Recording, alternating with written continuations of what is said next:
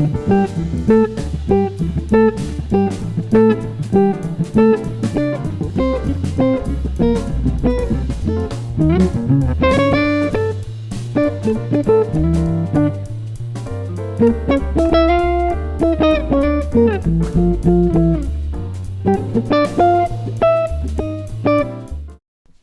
welcome to my channel. I'm Steve Down and this is my guitar. And if you're just joining us, this is the 9th week looking at 4 on 6 by Wes Montgomery. There's been a huge break of 2 months whilst I've been on tour with Joss Stone and Taybeh over the summer period, but I'm back and we're going to try and finish off this series in the next few weeks.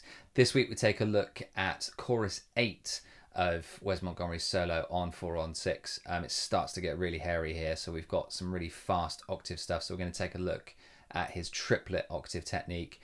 We're going to take a look at his use of minor 9 arpeggios in his solo. We're going to take a look at Dorian stuff and also some just general use of extensions. So there's a lot packed into this episode. Before we jump in and take a look at the solo and unpack it a little bit, just want to say a big thanks to the patrons. Even though I wasn't posting a huge amount of content over the last couple of months, still loads of you have signed up, so thanks so much for that. And thanks to all the ones that stayed on and supported me. I was due to get this out a couple of weeks ago, but with one thing and another, illness and general other things, life got in the way and I didn't get it up, but it's here now. So thanks to all the guys who stayed on, but also thanks to the newbies. So let's read out the newbies' names. So thanks to Chad, Jess, Lehman, Kurt, Danny, Robert, Zinyan, I think, Zinyan Liu, Joachim, I think, John, Alex, Ethan, Jim, Rob, Peter, Randall, Patrick, Andrea, Melody, Mark, another Andrea, and John D. So thanks to you guys. I think there might have been a few more of you, but my Patreon app only tells me up to about 30 days ago. So thanks to anyone who's signed on between July and now. So yeah, thanks guys. So if you want to support me, Patreon is the place to go to do that. It's the best place because you get some added benefits. You can pay $3 a month and you get all of the transcriptions from anything that I've posted here. So you head over there. The link is on the screen here and also in the show notes below. So you get all of those transcriptions and the backing tracks. And there's a few extras sometimes as well. The other way you can support me is to buy me a coffee, link below. Not many people use that. They mostly go for Patreon. But you can use that if you just want to say thanks and you don't want to have a subscription to anything. And of course, hit the like and subscribe button because that helps people to be able to find this channel and find out more about some of the stuff that I'm putting up. So without further ado, let's take a look at the first 4 bars of chorus 8 in 4 on 6. Here we go.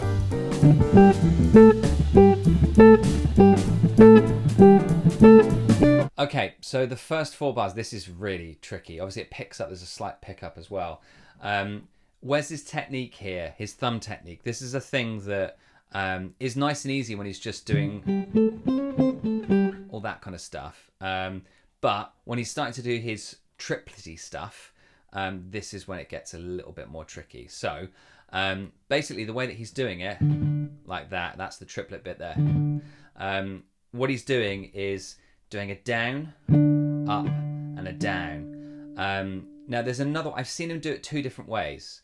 When he's landing on the next note, on the next string set, so like that. Because obviously if you do a down, up, down, your next one also needs to be a down. Or it can be an up, but it just won't have that much impact. So the way you get over this is you can go up, down, like that, if you prefer that. I much prefer going like that, because I think it's just got more impact. So, so his thing that he's playing is this.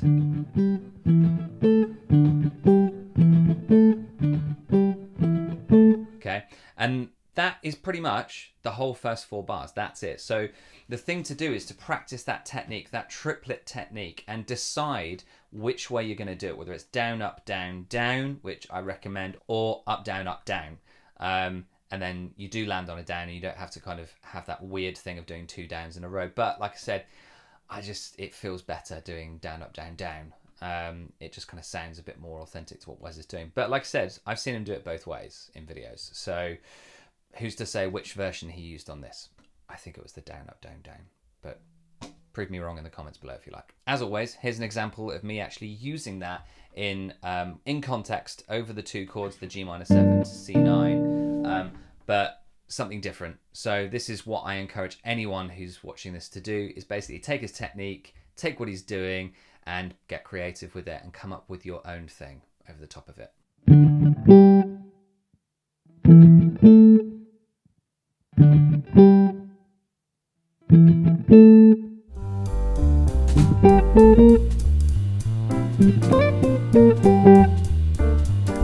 So what I was doing in that was there's a little bit more movement than what he's doing. Obviously Wes in his is just going from D to G, which is great over the top of the G minor 7 because it's just the fifth and the tonic.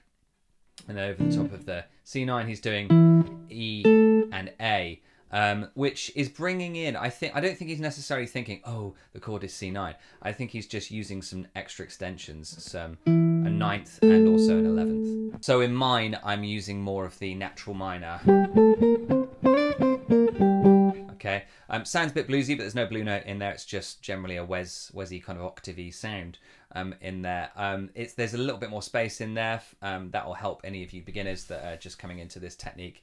But yeah, that's pretty much it. So I would suggest that you start off slow with a metronome, with that technique, with that triplet technique, and then gradually speed it up. But like I said, decide on which way you're going to play it in the right hand beforehand. Don't kind of think on your feet with this one. You need to be kind of a bit more prescribed with it. Let's take a look at the next 4 bars.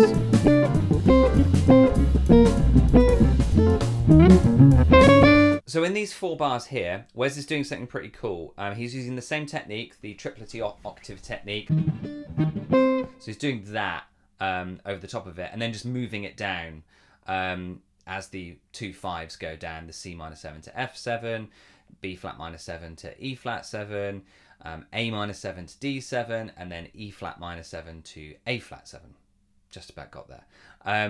As he's going down, he's using the same technique and using the same thing. Now, it's quite clever what he's doing. So basically, he's starting on the 3rd of the first chord. So the E flat. So that's the 3rd, the minor 3rd, of C minor 7. Okay? And then he's jumping to the 9th. Okay? And then going back to that 3rd again.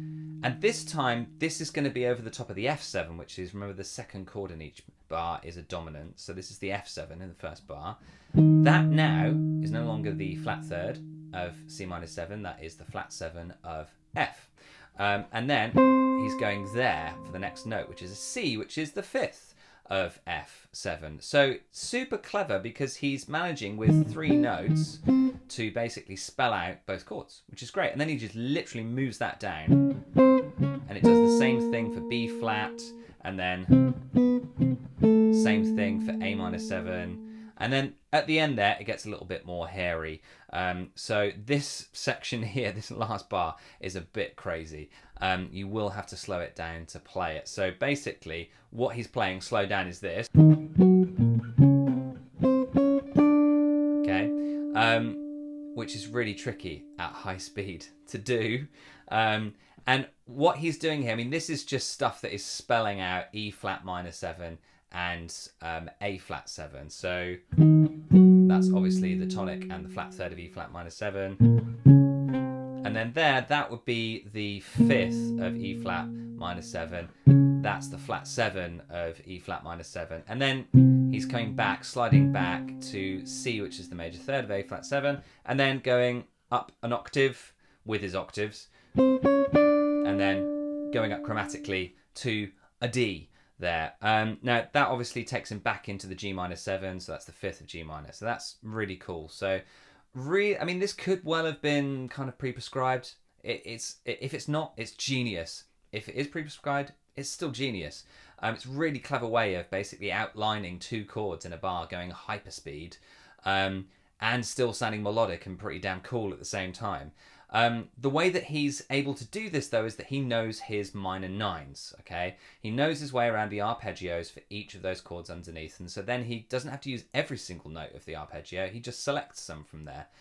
So here's a little exercise of the minor 9s from the front end of it for each one. So C minor 9, B flat minor 9, A minor 9, and then at the end, I've given you E flat minor and also A flat 7 as an arpeggio.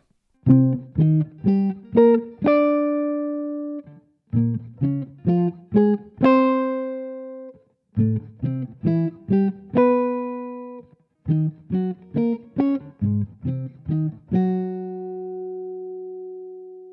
then, as always, here's an example of me actually using those chord tones, trying to do a similar thing, trying to get a repetitive thing going on here that is just moved down throughout the chord sequence.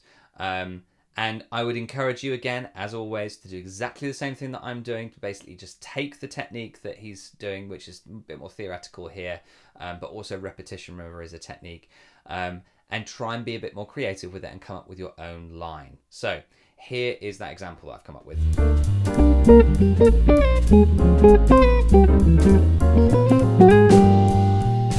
So mine's slightly more simple than Wes's, but I think it's a good start. So give that a go on there. And also another thing to note is the mutes that I'm using on there. Remember, all you have to do is literally just release the pressure on the octave. So like that, okay?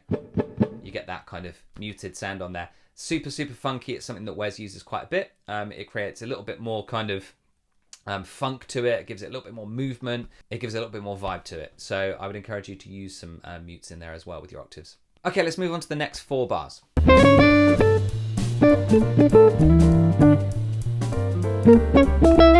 So in this one, I'm focusing a little bit more on extensions.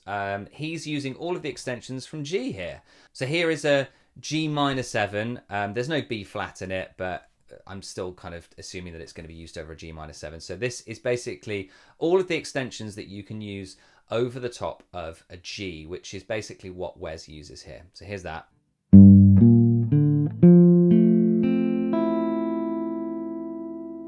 Obviously that's down in this kind of area, and it's basically creating, I mean, that's creating like an F major 7 over G kind of sound there. That's not necessarily what he's wanting it to sound like, but it's just to demonstrate the extensions that are available. So if you're not a theory head, basically once you put the 7th on a chord, 7 equals access to heaven. So 7 equals access to the upper extension. So your 2nd becomes a 9, your 4th becomes an 11, your 6th becomes a 13th if you've got the 7th in the chord. That's a general rule of thumb. There's a few exceptions, but that's a general rule of thumb. So here, what Wes is using is those upper extensions. So the A, the C, and the E. He's using them in octave format rather than down here. Just showing you down here because it's easier to explain.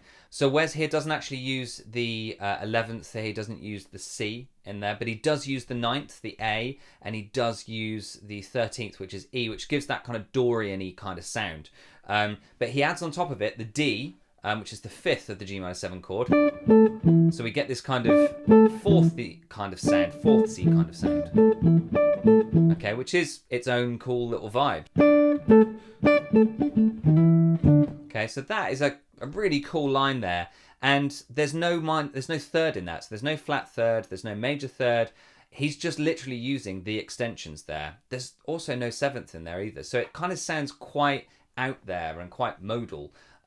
So that's what playing the extensions and stacking them on top of each other in here. So using the 5th on the top, then the A, then the E. So 5th, 9th, and 13th. And they get stacked in 4ths there. And that kind of sounds quite open sounding and creates quite a modern, for the time, sound. So experiment with that. So here, just as an example, I'm using the 9th, the 11th, and the 13th, so you can hear what they all sound like in there.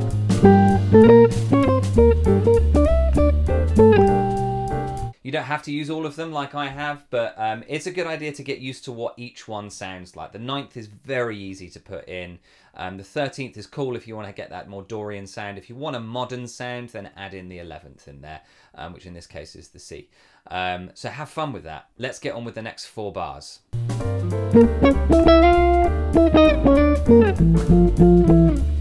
So here, just some good old-fashioned Dorian here, okay? Now, at the end there with the line, okay, he's using notes from the Dorian scale which do target the chords going around. So obviously he's targeting that F there because it works over the top of the B flat major 7 chord that is underneath it. And then that he's heading towards through E and E flat. Obviously that's a chromatic kind of passing through to D to kind of get that more of that dominant kind of sound. He's kind of avoiding that and ignoring the A half diminished chord. I think he's just going literally for the D. And then at the end there, we've got just some more kind of Dorian stuff at the end, with adding in the F and the E there, which is the natural 6 or the 13 on there. So obviously that's just classic Wes being Wes in this particular instance, using the Dorian scale. Here is the Dorian scale. I'm basically traversing the fretboard with this scale through a few different positions. So this is the Dorian scale in octaves.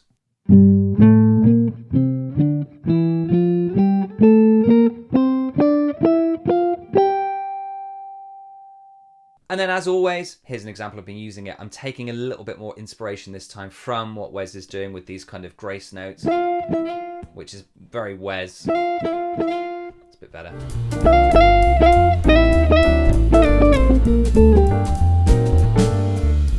Here, I'm using kind of a bit more of what Wes kind of does with some of his rhythms sometimes. So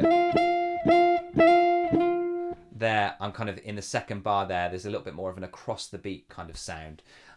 So experiment with the rhythm, and don't be afraid like I am there. I'm using the same thing, kind of just repeated and repeated and repeated. Now, obviously in the first bar, I'm using F, and then the second bar, I'm using E, and that's basically because the F doesn't work too well over the top of the A half diminished and D dominant chord. So I'm obviously changing that for the second bar, but the idea is repeated. So don't be afraid of repetition in your solos. It's a really good idea to use it. Okay, that's it for this week. Next week, we're going to look at the 10th chorus, episode 10. I think this is the longest series that I've done, I think. So episode 10, we'll look at the chorus 10, where there's still more octaves. And we get into a little bit more of the theory side of things as well. Remember that if you want to get the transcription or the backing track and a few extras and anything else that's basically on this channel is all on there, then head to the Patreon page, which is here. As always, hit the like and subscribe button, and I will see you next week for another episode. Bye for now.